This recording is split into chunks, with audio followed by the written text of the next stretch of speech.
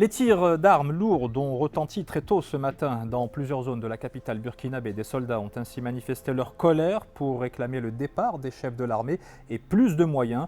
Un mouvement de protestation relayé dans la rue par des dizaines de manifestants qui ont notamment incendié le siège du parti au pouvoir à Ouagadougou. Les derniers développements avec Amina Mkhalaq.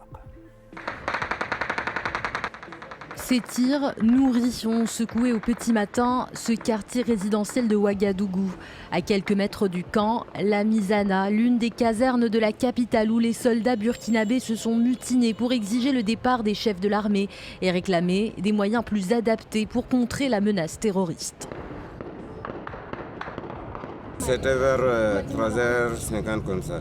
Quand on a entendu le coup de feu, alors que moi je voulais sortir, mais j'ai eu peur que je ne vais pas sortir, avoir un balle perdu. Quand ça a commencé, nous tous on est sortis, mais après ça s'est calmé. Et nous on est rentrés. Ça continue jusqu'à cette heure-là. Je ne sais pas comment ça va se passer. Cette situation a plongé le pays dans la confusion. Voilà pourquoi cette mise au point a été nécessaire. Le ministre de la Défense burkinabé a démenti les rumeurs d'une arrestation du président Roch Christian Kaboré et d'une prise de pouvoir par l'armée. Le chef de l'État n'a pas été arrêté. Aucune institution de la République n'a été pour le moins inquiétée. Donc comme je l'ai dit, ces mouvements sont localisés, sont circonscrits. Pour exprimer leur soutien au mouvement des soldats, des centaines de personnes ont tenté de se rassembler place de la Nation, en plein centre de Ouagadougou. Des manifestants dispersés à coups de gaz lacrymogène. Selon les observateurs, cette mutinerie révèle la fragilité du pouvoir du président burkinabé face à la lutte antiterroriste. À l'international toujours, sachez que le Maroc a réitéré aujourd'hui sa solidarité totale avec les Émirats arabes unis par la voix de son ambassadeur en Égypte. Solidarité qui fait suite à l'attaque perpétrée lundi dernier par les Houthis et leur soutien contre l'aéroport d'Abu Dhabi et la région industrielle de Moussafa. Celui qui est aussi représentant permanent du Royaume auprès de la Ligue des États arabes intervenait lors d'une réunion extraordinaire du Conseil de la Ligue consacrée aux répercussions de ces attaques. Ahmed Tiazi a ainsi rappelé au Caire l'affirmation de Sa Majesté Mohammed VI du soutien permanent du Royaume aux Émirats arabes unis ainsi que de son apport de toute forme d'appui à ce pays frère pour défendre sa sécurité nationale et protéger ses citoyens. L'actualité de la Coupe d'Afrique des Nations à présent marquée par le coup d'envoi des huitièmes de finale. À l'heure qu'il est, la Tunisie affronte le Nigeria et il y a peu, le Burkina Faso s'est imposé face au Gabon à l'issue de la séance des tirs au but. Quant au Maroc, il affrontera mardi le Malawi, sans doute sans le milieu de terrain Faisal Fajr qui s'est avéré positif au Covid-19. Et pour refermer la page sport, quelques images de snowboard avec sur la planche, bien en équilibre. Vous allez la voir, une fillette de 3 ans à peine, la petite chinoise Wang Qiji, est particulièrement à l'aise, une maîtrise acquise d'après ses parents à l'issue d'une douzaine de jours d'entraînement seulement. De bon augure en vue d'une participation à des JO d'hiver qui se tiennent d'ailleurs cette année dans son pays ou à des mondiaux dans quelques années bien évidemment.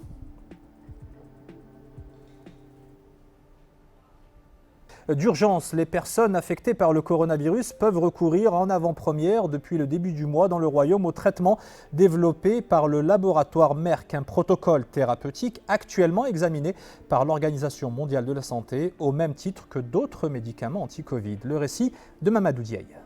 Le molnupiravir, pilule antivirale orale Covid-19 développé par le laboratoire américain Merck, rejoindra-t-il les nouveaux traitements recommandés par l'OMS? La réponse sera donnée d'ici début février. Notre groupe d'élaboration des lignes directrices a déjà délibéré sur ce médicament et nous pouvons nous attendre à voir une mise à jour avec cette nouvelle recommandation arrivée au début du mois de février. Nous allons également examiner les données sur l'autre antiviral oral qui a eu des données publiées. L'OMS a recommandé ce vendredi 2 nouveaux médicaments portant ainsi le total à 5. Mais face à des variants hautement transmissibles tels que Omicron, l'efficacité de certains traitements par anticorps monoclonaux pourrait être réduite.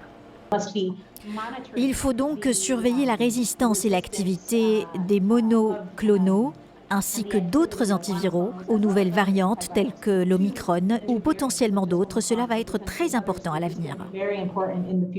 Rappelons que le comité scientifique marocain a validé au début du mois le molnupiravir. Le médicament fait désormais partie du protocole de prise en charge des malades du Covid-19, mais réservé aux patients susceptibles de développer des formes graves. Et tout de suite, dans notre rubrique Demain à la Une, la célébration ce lundi de la Journée internationale de l'éducation. D'après l'UNESCO, près de 260 millions de jeunes à travers le monde n'ont toujours pas la chance de se rendre à l'école. État des lieux avec Salim Abnabou. 258 millions d'enfants et de jeunes ne vont toujours pas à l'école. Une statistique qui révèle que les progrès pour scolariser tous les enfants du monde sont au point mort. 258 millions, soit un enfant sur 5. Un chiffre très variable selon les groupes d'âge. Près de la moitié des enfants déscolarisés est censé fréquenter le cycle secondaire. Autre inégalité d'origine territoriale. En Afrique subsaharienne, les défis sont beaucoup plus importants. Un enfant ou adolescent sur 3 n'est pas scolarisé. Les données mettent en évidence le fossé qui existe entre les filles et les garçons. À peine 40% des filles dans cette région du monde achèvent leur scolarité secondaire. 9 des 10 pays où l'accès des filles à l'éducation est le plus difficile sont sur le continent africain.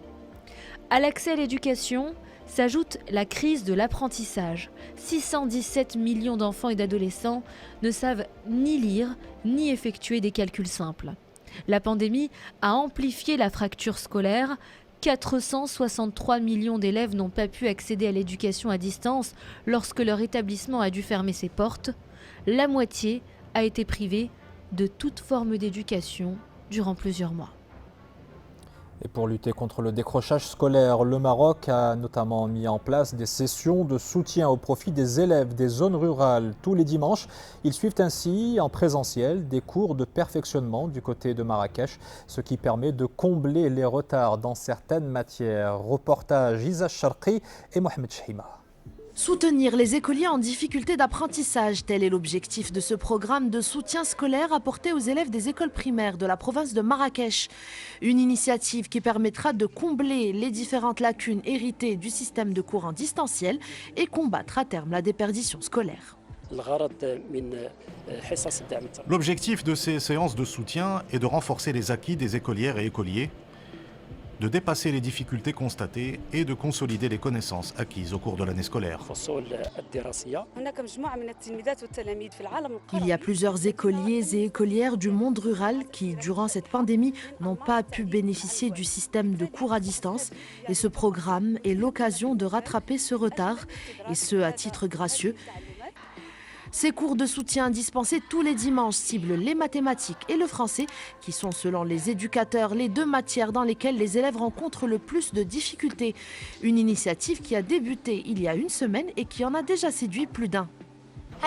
C'est l'occasion de profiter de séances de révision. Cette initiative nationale m'aide à dépasser les difficultés rencontrées et à préparer mes examens. Je vous en remercie. Ce programme qui s'étale sur les 3 prochaines années cible actuellement 5 communes, soit au total 27 écoles et 4000 élèves. Il s'étendra prochainement aux 8 autres communes de la région.